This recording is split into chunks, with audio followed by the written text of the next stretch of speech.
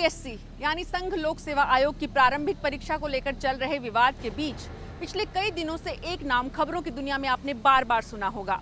ये नाम है मुखर्जी नगर का। और आपके जहन में ये सवाल भी उठा होगा कि आखिर मुखर्जी नगर की फिजाओं से गूंज रही वो आवाज कौन सी है जिसने देश की संसद तक को हिलाकर रख दिया है। जानने की कोशिश हमने की तो समझाते हैं और रूबरू करवाते हैं आपको। आज बताते हैं किस तरह से मुखर्जी नगर में आजादी के 67 साल बाद एक नई जंग लड़ने की रणनीति बनाई जा रही है।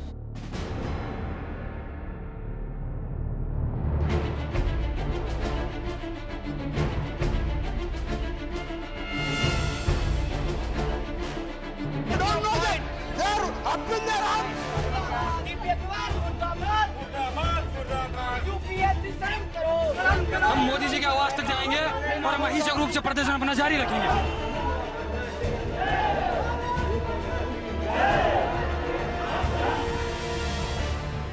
मुखर्जी नगर का ये महत्व जो है, एक तो है कि जहाँ पर भी आसपास विश्वविद्यालय होता है तो वहाँ पर हमेशा बच्चों का जो रहना आना जाना ये सब क्या है होता रहता है। तो एक तो सबसे बड़ा कारण ये रहा है कि दिल्ली विश्वविद्यालय के नज़दीक होना। फिर दूसरा इसमें कारण ये रहा कि मुखर्जी नगर जो केंद्र था, यहाँ पर कुछ ऐसे मेंटर्स धीरे धीरे वैकल्पिक विषयों के और सामान्य अध्ययन के धीरे धीरे आए, जिनके क्लासेस से बच्चे लगातार सिलेक्ट होने लगे। तो जैसे मेडिकल फील्ड में भारत में कोटा और तमाम जगहों का नाम धीरे धीरे उभरा, वैसे ही मुखर्जी नगर सिविल सर्विसेज हिंदी माध्यम में एक उन एस्पिरेंट्स के लिए मक्का बनकर उभरा। मुझे ये बताया गया था कि ये यूपीएससी के मतलब आईएएस के लिए गढ़ है और जिसको जहाँ जाना होता है वो रास्ता पता करता ही है। इस तरीके से लोगों से मैंने पता किया, लोगों ने बताया कि आपको अगर कोचिंग वगैरह चाहिए या कोई मार्गदर्शन चाहिए तो आप मुखर्जी नगर जाइए। वहाँ बच्चे पहले से सीनियर्स बच्चे मिलेंगे, आपको वो बताएंगे कैसे कैसे तैयारी करनी है। ये सब सोच के आया था मैं यहाँ 3-4 साल से हूँ और मैं यहाँ पे प्रिपरेशन कर रही हूँ। मैं पीसीएस भी दी लेकिन पीसीएस में नहीं हो पाता। तो यहाँ पे आने के बाद हमारे सिर्फ सपने हमसे नहीं जुड़े हैं मैम, हमारे परिवार के भी हमारे से सपने जुड़े होते हैं। मेरे वहाँ पे कोई आईएएस नहीं बनी है। एक मेरे डिस्ट्रिक्ट में एक गई थी राजवाला वर्मा जो आईएएस बन के गई थी। शायद उससे मेरे मम्मी पापा मेरे गांव वाले प्रेरित थे, इसलिए वो भी चाहते थे कि अपने बेटी को मैं राज वर्मा की तरह बनाऊं। हम यहाँ संघर्ष कर रहे हैं और इतना अगर इनइक्वालिटी होगी, इतना हमारे बीच में अगर बायस करके रखा जाएगा तो हम फिर कैसे कर सकते हैं। दिल्ली विश्वविद्यालय के इसी नॉर्थ कैंपस से जुड़ा हुआ है मुखर्जी नगर का इलाका, जो हर साल लगभग 2 लाख छात्रों के सपनों की उड़ान को पंख देता है। भारतीय प्रशासनिक सेवा की तैयारी करने वाले छात्रों का गढ़ है ये। अकेले मुखर्जी नगर में 150 से ज्यादा कोचिंग सेंटर हैं जो सफलता की गारंटी देते हैं, भरोसा जताते हैं। लेकिन इन छात्रों की उम्मीदें सीसेट पैटर्न में आए बदलाव के बाद धूमिल हो रही है।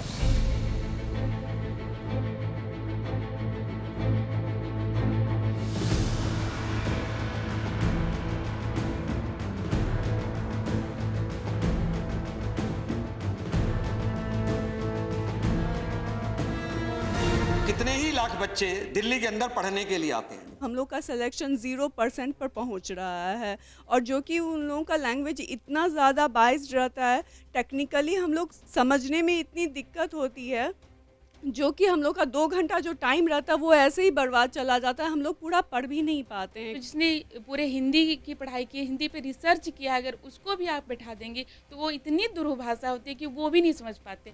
वहाँ पे जैसे आयरन प्लांट को लिखा गया है लौह पौधा, तो ये कोई मतलब ही नहीं होता है कि लौह पौधा का मतलब हम क्या करेंगे।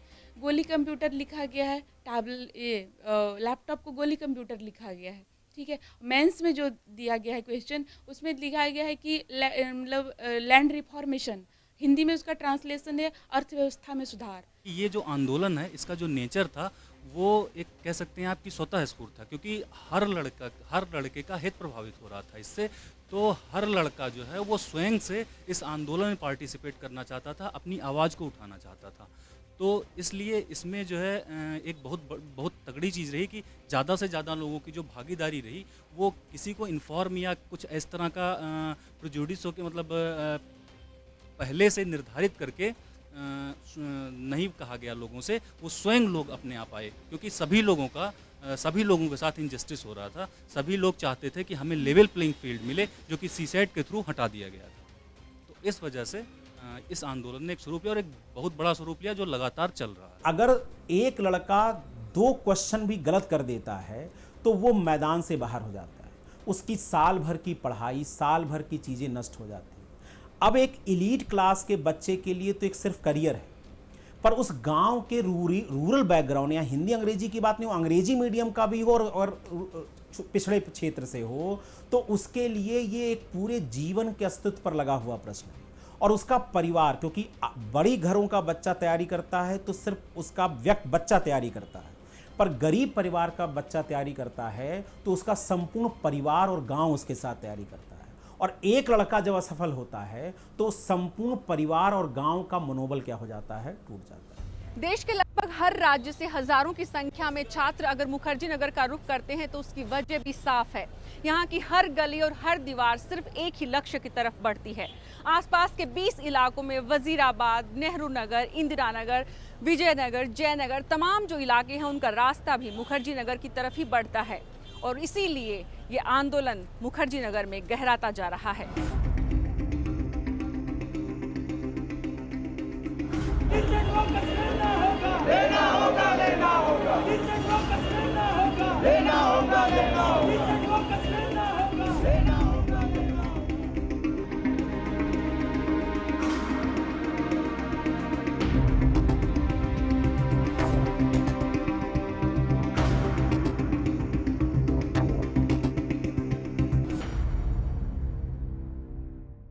जब सपने पे चोट होती है तो फिर कहाँ जाएं? अब सरकार के पास जाएं या नक्सलवाद के पास जाएं? तो मैं सरकार के पास जा रहा हूँ तो डंडे खा रहा हूँ। फिर भी हम लोग की निष्ठा है, गांधी का देश है, गांधीवाद में विश्वास करते हैं हम लोग। लेकिन गांधी जी ने एक बात जरूर कहा है कि हिंसा सहना भी पाप है। यूपीएससी ने प्रवेश पत्र जारी कर दिया छात्रों का, तो वहाँ से जो है लड़के थोड़ा सा एग्रेसिव हो गए और उन्होंने कैंडल मार्च लेकर के वहाँ से नेहरू विहार होते हुए, गांधी विहार होते हुए इधर आया। जब इधर आया तो एग्रेसिव छात्र ये आउटर रिंग रोड है इसको जाम कर दिया। जब जाम कर दिया तो उधर से पुलिस आई और छात्रों और पुलिस के बीच थोड़ा से बात हुई। जब छात्र वो एग्रेसिव थे तो उनको बोला गया कि तुम अब हट जाओ। जब वो नहीं हटे तो उनको दौड़ा के पीटने लगे। ये झाड़ी है, ये इधर उनको गिरा करके, दौड़ा करके, लेटा करके पीटा गया। मेरा लैपटॉप कहा जा रहा है तोड़ा नहीं गया, मेरा लैपटॉप एक्चुअल में तोड़ा गया है और बहुत बुरे तरीके से हमको पीटा गया। पहले पुलिस वाले आए, 15-20 के झुंड में आए और मेरा दरवाज़ा खोलने के लिए कहे। प्रेजेंट टाइम में उस टाइम क्या हो रहा था बाहर हमको कोई आइडिया नहीं था। मैं अपने रूम में पढ़ रहा था, पुलिस वाले आए, दरवाज़ा खोलने के लिए कहे और मैं डर गया। मैं दरवाज़ा नहीं खोला और ज़बरदस्ती बहुत बुरे तरीके से मेरा दरवाज़ा तोड़ा गया और मैं कमरे में पढ़ रहा था और मुझे वहाँ पे कमरे के अंदर भी पीटा गया और यहाँ से ले जाके भी पीटा गया। इवन उन्होंने ये भी नहीं देखा कि लेडीज़ हैं, उन्होंने यहाँ इतनी 33 डंडे मारे, इतनी एब्यूसिव लैंग्वेज यूज़ करी, एक सिंगल वर्ड नहीं सुना उन्होंने। कितनी रिक्वेस्ट करी हम सब ने, बस उनको ये था कि हम दरवाज़ा खोलें और हम हमारे कज़न्स को लेके जाएं। हम लोगों ने गेट नहीं खोला और उन सब ने यहाँ पे सब तोड़ना स्टार्ट कर दिया। बाइक खड़ी थी, सब कुछ एसी पे मारा, विंडोज़ तोड़ी, यहाँ पे सब कुछ। उन्हें कुछ नहीं सुना।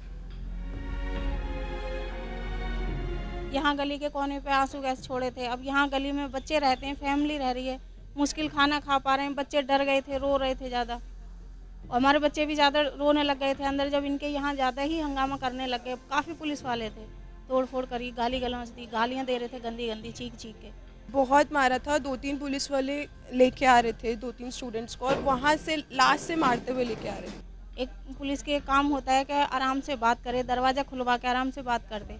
हम लोगों ने किसी ने दरवाज़ा नहीं खोला उस समय। हमारी प्रायोरिटी वो एंटी सोशल एलिमेंट हैं जो इनका हिस्सा बन जाते हैं, ठीक है ना, लॉ एंड ऑर्डर की प्रॉब्लम क्रिएट कर जाते हैं यहाँ पर और उसके बाद सफरर ये एस्पिरेंट्स होते हैं। नहीं, लेकिन ये लॉ एंड ऑर्डर की प्रॉब्लम क्यों क्रिएट करेंगे? ये नहीं, तो वो जो इनमें मिंगल अप हो जाते हैं। छात्रों का आरोप है कि दरअसल ये भाषा का मुद्दा ही नहीं है, बल्कि सरकार ने इस विषय को भ्रमित कर दिया है और जो लोग इस विषय पर राजनीति और सियासत कर रहे हैं वो भी इसके मूल निहित में जाने की कोशिश नहीं कर रहे हैं। भाषा का मुद्दा तो 1979 में उसी वक्त खत्म हो गया था जब हिंदी भाषा को भी जरिया बना दिया गया था सिविल सेवा में। 1979 से पहले सिविल सेवा सिर्फ इंग्लिश मीडियम में पढ़ने वाले छात्रों तक सीमित थी, लेकिन कहीं न कहीं वर्ग विशेष की जो लड़ाई थी वो आज भी CSET के जरिए सामने दिख रही है।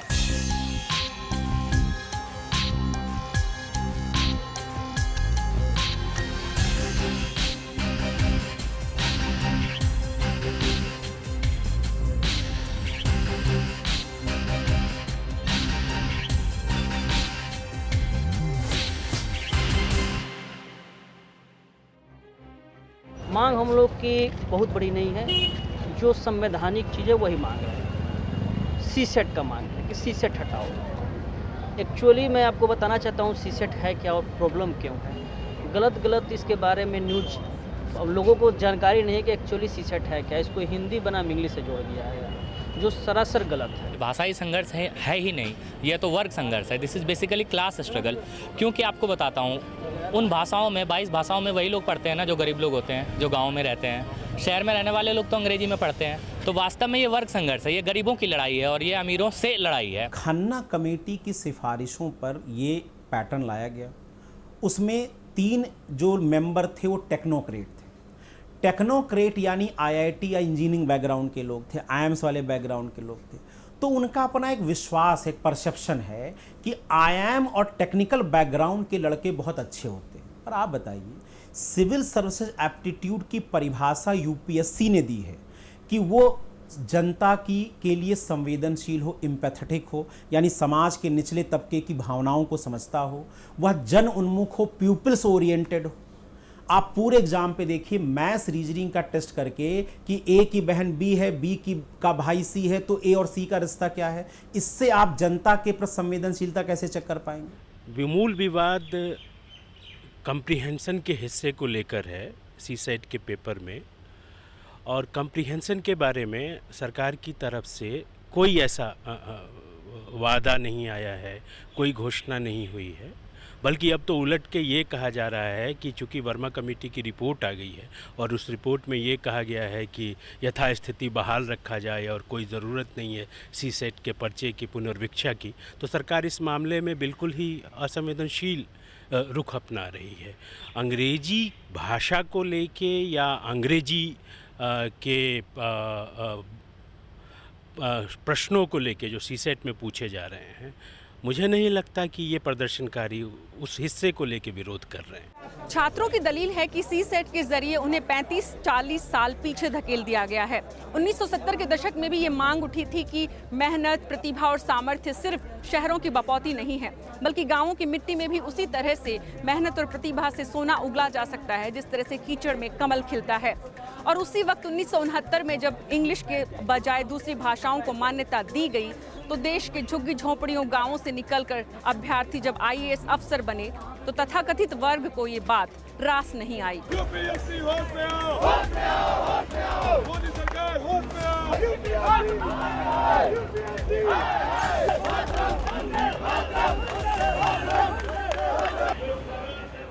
मैंने सोचा कि शायद यूपीएससी के अंदर बहुत अच्छा काम होता होगा, फेयर काम होगा, तो मैंने अपना रुख यूपीएससी की तरफ किया और यहाँ मैं पढ़ने के लिए आया। मैंने कहा यूपीएससी निकालेंगे। और जब मैं यहाँ आया तो मैंने यहाँ देखा कि यहाँ तो उससे भी बड़ा अप्रत्यक्ष रूप से भेदभाव हो रहा है, एक अभिजात वर्ग के साथ और एक उस वर्ग से जो गरीब परिवार से है, जो अपने बच्चों को बहुत हाई फाई स्कूलों में नहीं पढ़ा सकते।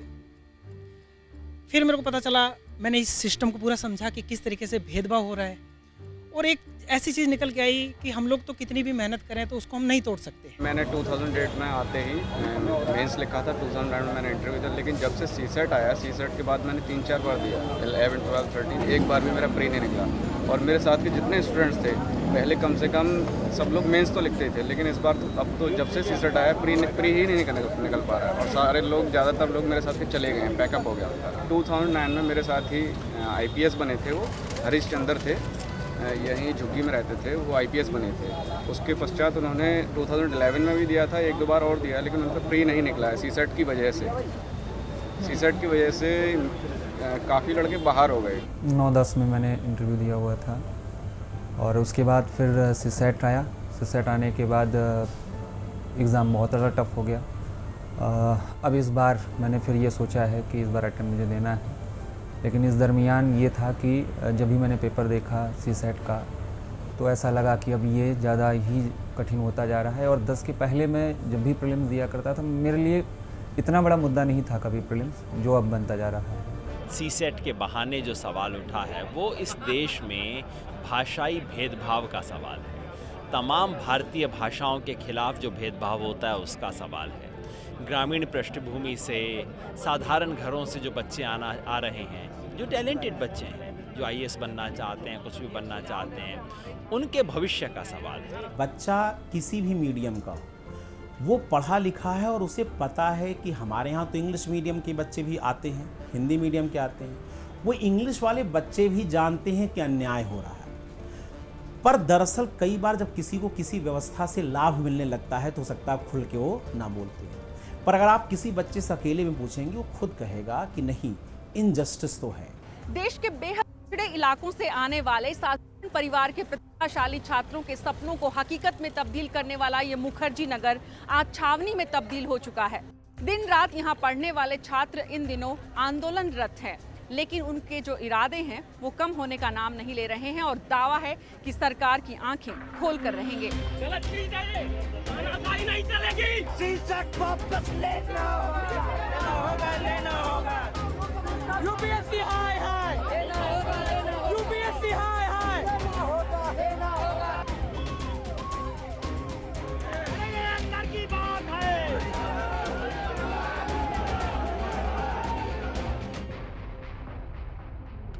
बदलाव आया यहाँ पे। जो ये स्टूडेंट है काफ़ी सब में डरे हुए हैं। कोई स्टूडेंट मतलब बाहर निकलने तक को सोचना पड़ता है। बहुत सारे मेरे फ्रेंड थे वो घर चले गए हैं इसलिए कि यहाँ का माहौल ख़राब है। पुलिस जो है ज़बरदस्ती पीटती है। ज़बरदस्ती गेट खुलवाया और शीशे तोड़ दिए। ये बच्चे हमारी है, ये उनको देख के घबरा गई। ये रात के 12 बजे तक इसको होश नहीं आया लड़के को। तो इसकी वजह से इसके मतलब डॉक्टर को भी दिखाया, बोले इसको दहशत होगी पुलिस की। अगर लाठी चार्ज हुई और लाठी चार्ज हुई उसमें कम से कम 20-25 लड़कियां और लड़कों के हाथ पैर दोनों तोड़ दिए।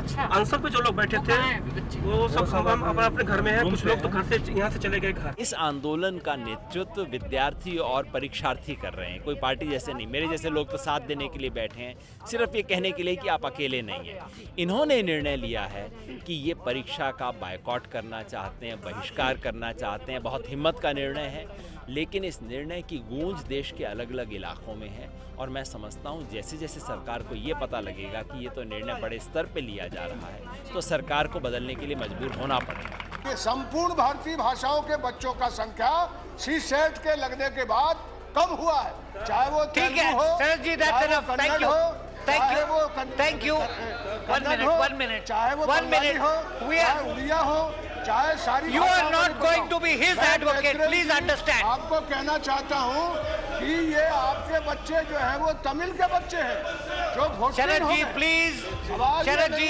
प्लीज कंक्लूड, ये प्लीज सीसेट 2 जो है वो पूरा स्क्रैप किया जाए, ये बच्चे चाहते हैं। सरकार ने बड़ी गंभीरता और बड़े धीरज के साथ इस विषय का अध्ययन किया है। सभी भिन्न भिन्न पक्षों को सुनने का प्रयास भी किया है और विद्यार्थियों के व्यापक हित को ध्यान में रखते हुए सरकार का ये मत है कि सिविल सेवा प्रारंभिक परीक्षा पेपर प्रश्न पत्र क्रम संख्या 2 के अंग्रेजी भाषा के प्रश्न भाग के अंकों को ग्रेडेशन अथवा मेरिट के लिए सम्मिलित करने का कोई औचित्य नहीं है। सरकार का यह भी मत है कि सिविल सेवा परीक्षा 2011 के उम्मीदवारों को एक और अवसर 2015 ईस्वी में दिया जाना चाहिए।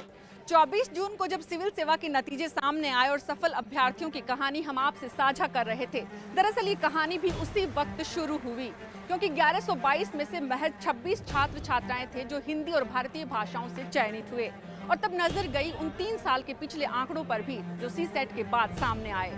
इन छात्रों की जो मांग है वो भी यही है कि सीसेट से उन्हें परेशानी नहीं है, बल्कि उन्हें इस तरह का माहौल और परिवेश मुहैया कराया जाए कि देश का हर छात्र सीसेट के काबिल हो सके।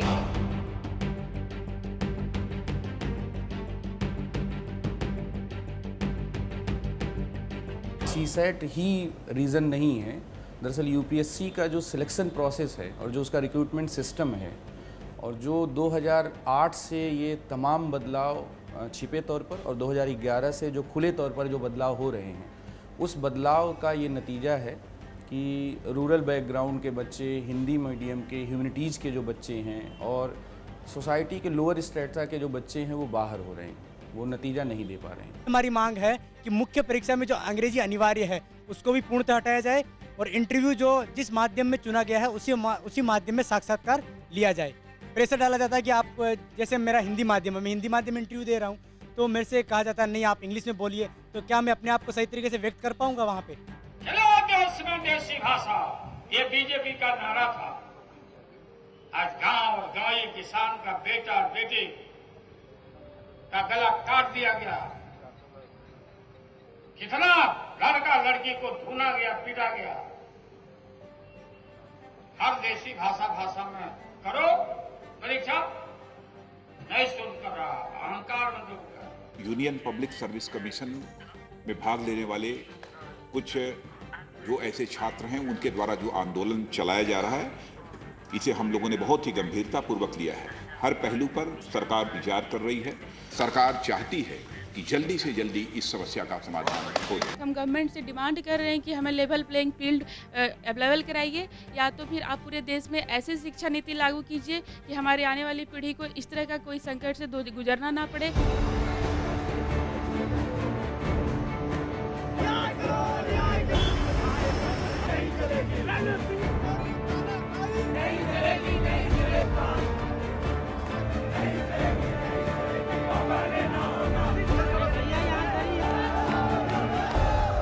प्रधानमंत्री ने आपात बैठक बुलाई तो सरकार सर्वदलीय बैठक के जरिए समाधान का रास्ता तलाश रही है, लेकिन परीक्षा आयोजित ना कराने की जिद पर छात्र अड़े हुए हैं।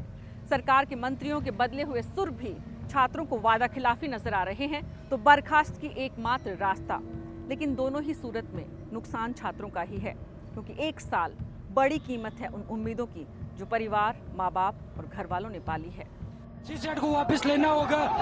भाषाई भेदभाव हम सहन नहीं करेंगे। मोदी जी ने जब अच्छे दिन का वादा किया तो मोदी जी अब तक इसमें चुप क्यों है, इतने संवेदनहीन क्यों है? उनको जवाब देना पड़ेगा। सीसेट को वापस लेना पड़ेगा। यूपीएससी के विभेदपूर्ण नीति के कारण और सरकार के विश्वासघात के विरोध में, क्योंकि सरकार ने आश्वासन दिया था कि हम आपके डेट को एक्सटेंड करेंगे और सीसेट जो हमारे हटाने की मांग है, सीसेट को हटाएंगे। अभी तक ये नहीं हुआ है। एग्जामिनेशन का डेट क्लियर हो गया है, हम उसके विरोध में अपना एडमिट कार्ड चला रहे हैं और इसके साथ ये भी बोल रहे हैं कि अगर एग्जामिनेशन डिले नहीं होगा, पूरे भारत में कहीं भी एग्जामिनेशन नहीं होने देंगे। कांग्रेस और यूपीए की सरकार के द्वारा पैदा की गई ये समस्या है, उसका समाधान एनडीए और बीजेपी ने संवेदनशीलता के साथ, ईमानदारी के साथ किया। अगर हर दिन इसी बात पे चर्चा होती रहेगी, हर दिन इसी मुद्दे पर चर्चा होती रहेगी, तो कम से कम इतना तो यकीन और इतना तो विश्वास होना चाहिए कि जिस आपकी सरकार ने जो समस्या पैदा की, उसके समाधान की दिशा में हम आगे बढ़ रहे हैं। सरकार लगातार सिर्फ तमाशाई बनी है, आंखें और कान बंद कर रखे हैं, बच्चे परेशान हैं, उन पे पुलिस के डंडे पड़ रहे हैं। इस तरीके से सरकार का बिहेवियर बहुत ज़्यादा काबिल एतराज़ है, निंदनीय है। उन लड़कों के जो डिमांड्स हैं उनको जल्द अज जल्द सुनना चाहिए, उस पर अमल करना चाहिए। मेरा ख्याल है कि सरकार ने इसको ठीक ढंग से टैकल नहीं किया। अगर सरकार ठीक ढंग से टैकल किया होता तो ये नौबत नहीं आती। शुरू से ही सरकार का जो रवैया है वो कुछ अजीब सा है, आधा इधर आधा उधर वाली बात है। तो इस पर गहन अध्ययन करने की ज़रूरत है। ये यूपीएससी का मामला है। संघ लोक सेवा आयोग के संदर्भ में जो परीक्षा के सिलसिला में जो संशोधन की मांग की जा रही है और भाषा आधारित संशोधन की मांग की जा रही है, ये पूरी तौर से वाजिब है, सरकार के संज्ञान में है। हम चिंतित हैं कि विद्यार्थी या परीक्षार्थी प्रभावित हो रहे हैं, और लेकिन हमारा ये प्रयास है, सरकार का प्रयास है कि इस समस्या का निदान किया जाए, और मैं जानता हूं कि सरकार पूरी तरह से इस कार्य में लगी है। Government is willing to discuss with all the members concerned, whoever is interested, and try to evolve a consensus, try to evolve a common approach for the future examination. As far as this year is concerned, there is no scope for postponement or cancellation of the examination at this stage. Let the honorable members understand this. इस बार पूरी तरह हम लोगों का है programme की बहिष्कार करना है। जब सरकार बात नहीं सुन रही है तो हम लोगों के पास और कोई ऑप्शन नहीं है।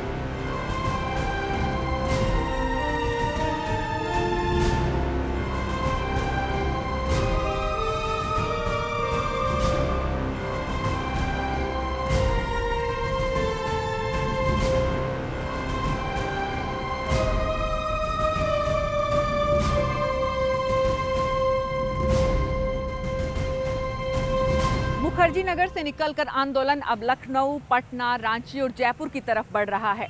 छात्र याद दिला रहे हैं कि आज़ादी से पहले कांग्रेस ने इसी सिविल सेवा के लिए संघर्ष किया था अंग्रेजों से कि लंदन में होने वाली ये परीक्षा भारतीय अभ्यर्थियों के लिए भारत में ही हो। हम तो मांग कर रहे हैं कि हमारे देश में होने वाली परीक्षा हमारे हक में हो। देखना होगा मुखर्जी नगर से निकलकर देश की संसद में पहुंचने वाली छात्रों की ये आवाज़ कितनी बुलंद होती है। लेकिन आज के सफ़र में हमें दीजिए अनुमति मेरे सहयोगी नितिन त्रिवेदी के साथ। नमस्कार।